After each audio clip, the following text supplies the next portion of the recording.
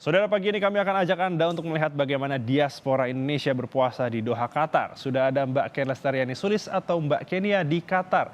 Selamat pagi waktu Indonesia Mbak Ken, dan selamat malam berarti ya waktu Qatar ya Mbak Ken ya. Betul, selamat malam Mas El. Selamat malam. Mbak Kenia, bagaimana nih? Bisa diceritakan ini sudah hari ketiga, mau hari keempat berpuasa di Qatar seperti apa Mbak Ken?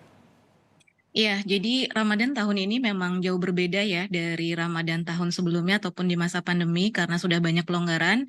Bisa dibilang serupa dengan keadaan sebelum pandemi di mana sholat tarawih juga sudah bisa dilakukan di banyak masjid, hampir semua masjid, dan juga diadakannya tenda-tenda khusus berbuka di mana dibagikan makanan takjil gratis untuk pengunjung secara cuma-cuma dari Qatar Charity dan juga dari lembaga-lembaga yang diadakan oleh para dermawan, Syekh dan Syekha Qatari dari komunitas lokal ya untuk para pengunjung.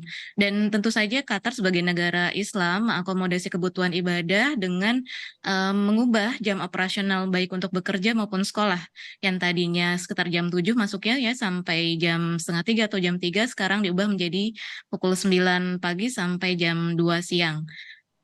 Dan banyak juga ya berbagai atraksi ataupun kegiatan-kegiatan yang diadakan khusus merayakan Ramadan. Ada atraksi semacam Doha Lights di mana ada kumpulan dari lampu-lampu yang menunjukkan suasana Ramadan di Qatar dan juga ada budaya dengan berbuka puasa ya dengan penembakan meriam untuk menunjukkan tanda berbuka sesuai dengan budaya sebelumnya.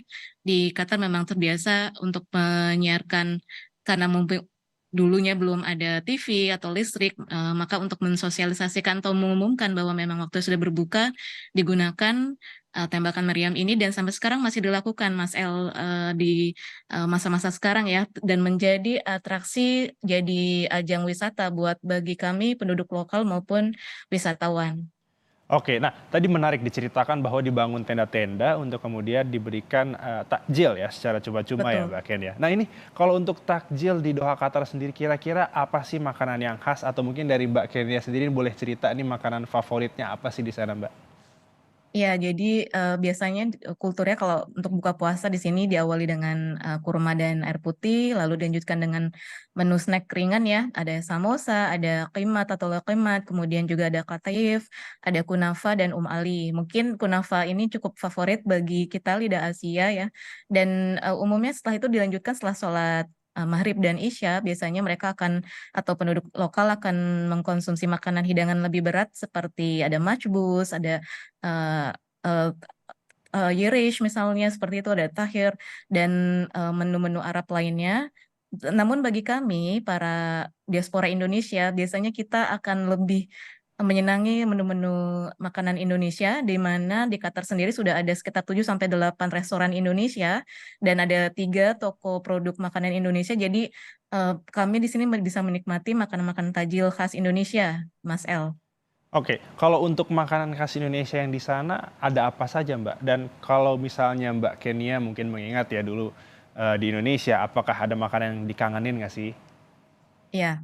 Di sini hampir semua ada, seperti contohnya pada siang tadi atau sore tadi kebetulan di KBRI Doha juga mengadakan bazar ya dalam rangka, Indonesia Ramadan Festival. Di situ ada disediakan jualan untuk produk-produk takjil dan makanan siap santap dari Indonesia dan biasanya di sini ada ya mungkin hampir mirip serupa dengan di Indonesia ya, ada bakwan, arem-arem, tahu isi, kemudian ada sosis Solo dan menu-menu kolak serta cendol dan sebagainya serta es dawet juga ada.